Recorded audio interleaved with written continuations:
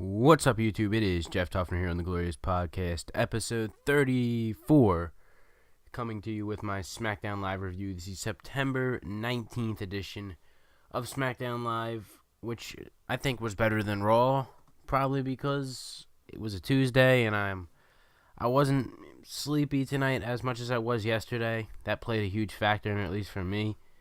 Mondays are just like a dead day, and then, SmackDown gets over earlier too. So it's not like 11:30 when I'm doing this. It's, a whole hour. It's, it's only like 10. It's about 10 minutes after SmackDown when I'm recording this.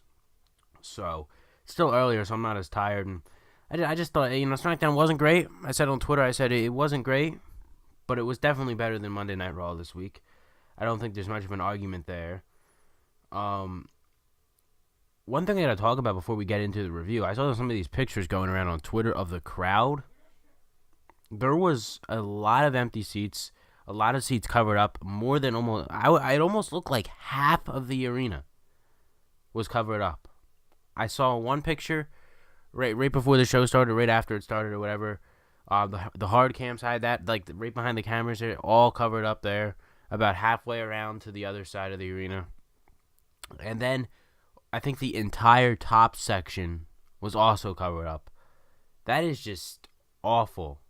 If that is indeed true and those pictures were real, which I think they were because some of the dirt sheet sites were, picking them up and stuff. So that is not good for WWE right there. Roman Reigns talks about how, ticket sales have been going up. I mean, I know he's not on SmackDown and all, but, Raw ticket sales haven't been great on, either. SmackDowns have been significantly lower than Raw, but Raw hasn't been great either when it comes to ticket sales. The WWE as a whole right now is really struggling to sell tickets, and it's simply because the product isn't entertaining as it used to be. You know what I mean? People aren't, and the prices are high too. People aren't willing to, put a good amount of money into a show that's going to suck, which makes sense, So, I get it why no one's there, but man, that was really an empty crowd there tonight. Anyway, let's get into the show here. The show started, Shane McMahon comes out, cuts a little promo on Kevin Owens. I don't know if Shane was sick or whatever. I was watching on my phone or whatever. It sounded like he had like a cold or whatever. But I don't know. I was watching on my phone, so I guess the audio maybe came off a little different. But yeah, he comes out. He cuts a promo on Kevin Owens. Continues to build up for their match. And then we have KO later in the night. He does an interview via satellite. I don't know why they're doing via satellite interview. I bet you he was backstage at the show too, and they just did that for some weird reason. So I'm really, like I said, I said it yesterday on my Raw review. That is my favorite thing currently going on in WWE is this Kevin Owens, Shane McMahon feud. I think it's just great. I love everything they've done with it. I love the build for it, and I'm really looking forward to the match at Hell in a Cell between them inside the Hell in a Cell. I'm keeping my fingers crossed that it's the main event because I think it should be the main event of that show. It will definitely tear the house down. It will definitely help Kevin Owens too. I think I think Kevin Owens will get the win in the match.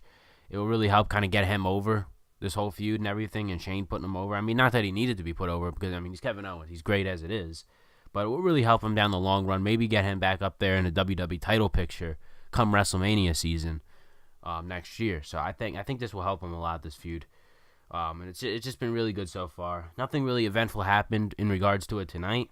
They kind of just, like I said, Shane cut a promo, and then we have Kevin Owens via satellite kind of promo. No confrontation between the two. Never crossed paths. They played it out as Kevin Owens not even being there, which I don't know. Maybe he was there. You bet he came out for like the dark match or whatever. But yeah. So that's that. Nothing real eventful for that feud, for the build for that feud tonight. But they still got a lot of time between now and Hell in a Cell. I mean, I think there's like 2 more episodes left of SmackDown. So after what they did last week, it was okay for them to kind of like lay back a little bit on it this week. Randy Orton versus Aiden English. Nobody cares. Randy Orton picks up the win, and then Rusev comes out, challenges Orton to a match, picks up a quick win, gets one back on him from SummerSlam. Does anybody want to see Rusev versus Randy Orton again? Because I sure as hell don't. It's expected to be announced for the Hell in a Cell pay-per-view. I don't give a shit about this feud, guys. I feel like this is similar to when I was talking about Finn Balor and the Bray Wyatt feud over on Raw. I feel like it's just lazy booking. I feel like WWE is just too lazy to maybe kind of come up with a different storyline for all 4 of those men. And they just like, they had matches at SummerSlam. Let's just throw them in another match at the next pay-per-view. Nothing to it match, just a match because why not? That's what it feels like with this Orton Rusev feud. It's like nobody wants to really see it again. I mean, they really just buried Rusev at SummerSlam. It just didn't make any sense what they did to Rusev there.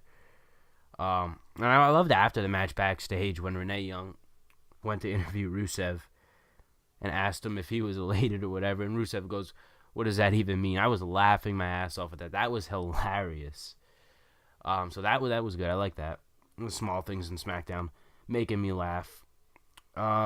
Speaking of things that didn't make me laugh, one thing that did make me laugh was the Jinder Mahal segment, which was the exact same thing as the one last week again. They just ran the same thing again. I swear to God, I thought they were just replaying it. That's how identical it was. They were doing the same thing. Mahal was in the ring. They had the pictures of Nakamura up on the Tron. The Singh brothers were laughing their asses off. Same story again. And then Nakamura didn't come out again either. And then they had Nakamura interviewed backstage. I don't know why they're avoiding any confrontation between them. Because I don't know why. I don't know. I could honestly really care less about their match too. Nothing against either of them. I love Shinsuke Nakamura, and I've been enjoying Jinder Mahal's title, and I think it's actually been pretty successful. So I just don't care to see them go up against each other. It was kind of one of those matches that I really hyped up for SummerSlam, and I just didn't care for it. Wasn't really anything special at SummerSlam, and I still kind of don't give a shit about it going into Hell in a Cell. I don't even know, is this match supposed to be in the Hell in a Cell? I do not know if this match is actually a Hell in a Cell match or just a regular match. As far as I know, the only Hell in a Cell match right now is the Kevin Owens and Shane McMahon match. I read an article the other day that they were planning on doing the New Day versus the Usos first ever tag team match inside of Hell in a Cell.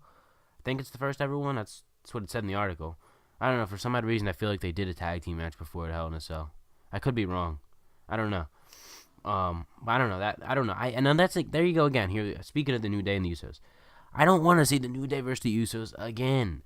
It's just the same stuff. They've been running that forever now. That program needs to just go away. Let them go their separate ways. Do something different. The title's been, they've been hot potatoing with the title.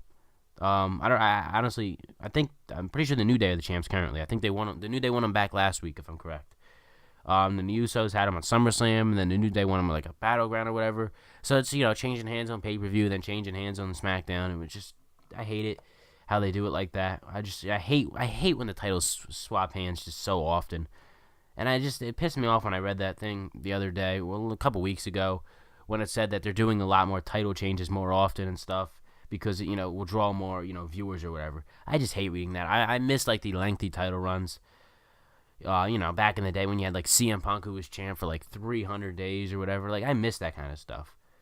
And I don't find it boring when a guy's a champion forever. I don't need title changes every show. It's just, once again, another example of WWE's lazy booking.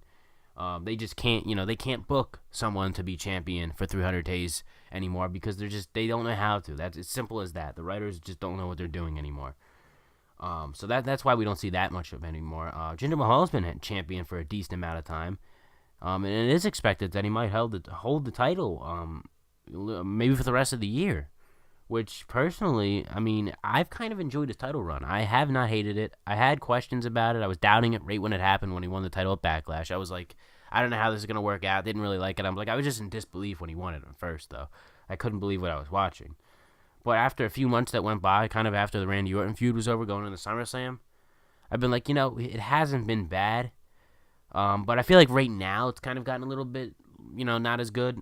I feel like they've kind of put the WWE title in a rear, the back seat or whatever. It's not really the most talked about thing on SmackDown. They're really, focusing more on Kevin Owens Shane McMahon feud than they are the WWE title right now. So I feel like it's back where it once again was. It was like that before WrestleMania too, when they were doing Randy Orton versus Bray Wyatt. That whole program, it felt like the WWE title wasn't the talk of the show. It felt like that was more of the lower card thing or whatever, the least talked about thing on the show. And it's supposedly the most prestigious title in the company. So I don't know. I hate when they kind of devalue the title like that. Speaking of CM Punk, we brought up CM Punk here. Dolph Ziggler comes out. He's mocking Triple H now. Shawn Michaels, DX. The crowd was chanting CM Punk, and then it just hit me, and then someone putting it out on Twitter too, and I was just like, that would be a great idea for Ziggler to come out with CM Punk's music. Someone said on Twitter that they should do it in Chicago. That would be amazing. So I immediately pulled up to see when they're in Chicago next. And it's not until the day after, like, Christmas or whatever in December. So I don't know who the hell knows if Ziggler's even going to be with the company by then. But I definitely think that would be, like, a great idea to do. It would just get people so pissed off. So I don't know. That just popped into my head when they were chanting that. But I don't know. Ziggler continues to run this, like, mocking everybody gimmick here. Does their entrances. Supposedly going to lead to a feud with Bobby Roode. I don't know when. I mean, it's just going to be Bobby Roode, Ziggler. Ziggler's going to put over Roode, same as he did with Nakamura. Nothing really exciting about that. We didn't see Bobby Roode tonight. I heard Bobby Roode was in a dark match, though, against Mike Kanellis. They've been wrestling a lot of dark matches lately. Before the show, I think it was. So, no Bobby Roode on the show tonight. They're really giving Bobby Roode the same treatment they gave Nakamura when he first came to SmackDown earlier this year. They weren't, they're not putting Bobby Roode on as much. They'll put him on an occasion. And then I feel like after a while, though, you'll probably start seeing him like just about every week. And they're also probably gonna end up having him feud with Ziggler too. So, yeah. So I don't know. I could care less, to be honest, about a Ziggler Roode feud. I know it's obviously there just to put Roode over on the main roster. Everybody can see that, but I don't know. It's just not. It's not the most intriguing feud. But hopefully Bobby Roode works out on SmackDown. Thank God he's not on Raw. He'd get buried if he went to Raw. But hopefully he works out on SmackDown. What else happened on the show tonight? We had the U.S. title match. Baron Corbin, AJ Styles. The match starts. Ty Dillinger comes out to attacks Corbin, and the match gets called off. Corbin is hurt. I don't know if it's kayfabe or real. I think it's just kayfabe. Pretty sure it's kayfabe. Now this looks like they might be building up toward a triple threat match. It looked like they were just going toward maybe Baron Corbin versus AJ Styles one-on-one for the U.S. title. And now it's like they want to throw Ty Dillinger into the mix and make it a triple threat match at the Hell in a Cell pay-per-view, which I'm certainly up for because I honestly did not care to see Corbin versus Styles. I've honestly lost all interest in Corbin ever since they've destroyed him back when he took the briefcase on him before SummerSlam, then had him lose to Cena at SummerSlam. That's it. I was actually high on Corbin before that. I was legit like, Corbin's got potential. He could be a star. WWE ruined that for him. And, now it's just like I could care less to even see him on my TV anymore. So, but I do love Ty Dillinger, though. Throw him into the match. That would make it more interesting. And then you obviously got AJ Styles in the match. So that would definitely, make that match more prestigious. Get more people, to watch that match or whatever. Definitely, make me more interested. Simply by putting Ty Dillinger in there. And not just having Corbin versus Styles one-on-one. So, I'm expecting that to get announced sometime in the next few weeks before the pay-per-view. We get to see Charlotte Flair returns, which ends up leading to a main event match for a Fatal 4-Way match to determine the new number one contender for the SmackDown Women's title. The segment, though, they had Charlotte there. Becky Lynch return. Becky Lynch hasn't been around in a while either. Thank God they're doing something new in the SmackDown with the SmackDown Women's title storylines over there on SmackDown, because I just felt like they've been running the same thing for a long time over there. I was kind of getting tired of the whole Natalya and Naomi thing. I felt like that's been going on forever now, even though it's actually only been going on since SummerSlam or just before that or whatever. I just feel like they haven't done anything with Charlotte. Charlotte was used just about as the biggest star on Raw at this time last year. Remember? We had, Sasha versus Charlotte just about every week. And she was built up as, like, the biggest star in the women's division about a year ago. And then, she, ever since she came to SmackDown back in the Superstar Shakeup right after WrestleMania, they really have not done anything with her. So now she's back. Hopefully, they do something now. She won the Fatal 4-Way match. I did expect her to win. It wasn't really a shock. So we're getting Natalya versus Charlotte for the SmackDown Women's title at Hell in a Cell. Now, I was wondering, I'm having this question with a lot of the matches here. Will this match be inside Hell in a Cell? I personally would love to see this in Hell in a Cell, but I don't know if they're going to do it. We know the one match is in there. At least I know the one. There could be two. It could be two because I have actually no clue if they've announced the Nakamura versus Mahal match as a Hell in a Cell match yet. I think they've just been running that as a one-on-one. I'm pretty sure. I could be wrong, though. So that... And that, other than that, the KO match versus Shane McMahon, I don't think any of the other matches have been confirmed as Hell in a Cell matches. So I kind of want to see Natalya versus Charlotte inside the Hell in a Cell. I think that would be good. We obviously had the first women's Hell in a Cell match last year, which was decent. That was one of the better single-branded pay-per-views, the Hell in a Cell pay-per-view last year. But yeah, Charlotte wins, number one contender. Definitely, I'm looking forward to that match. Obviously, that Charlotte and Natalya had a feud a few years ago, I think before WrestleMania 32 or whatever, which was actually pretty good. The promos they cut on each other were great during that feud. I love that they went like real deep and stuff in it. So, and the matches were good too. I remember that match they had at Roadblock. Not the Roadblock in December last year. I think it was the Roadblock before, like back, the one that wasn't even a pay-per-view. It was like a special on the network or whatever. That match, go back and watch that if you haven't on the network. That match was phenomenal. So I'm definitely looking forward to another match. It could be one of those match of the year candidates if it happens, which it is gonna happen. So I'm definitely looking forward to that at Hell in a Cell. I don't know. I mean, as for the two pay-per-views coming up, we got No Mercy this Sunday. We got Hell in a Cell in 2 weeks, I think. I don't know what pay-per-view I'm honestly looking forward to more. A lot of people would probably say No Mercy, but part of me wants to say it's kind of tough. It's kind of right down the middle for me right now. Hell in a Cell is obviously going to be good because you got the Hell in a Cell, Hell in a Cell matches and everything. I'm really looking forward to Shane McMahon versus Kevin Owens. So, I mean, I don't know. And then I want to see, Natalya versus Charlotte. That would be good. Ty Dillinger versus Corbin versus Styles. If that gets announced, that should be, pretty good. And then over on Raw, you got Cena versus Reigns and then Lesnar versus Strowman. So it's kind of right down the middle for me. It's kind of hard for me to pick which pay-per-view I'm more excited about.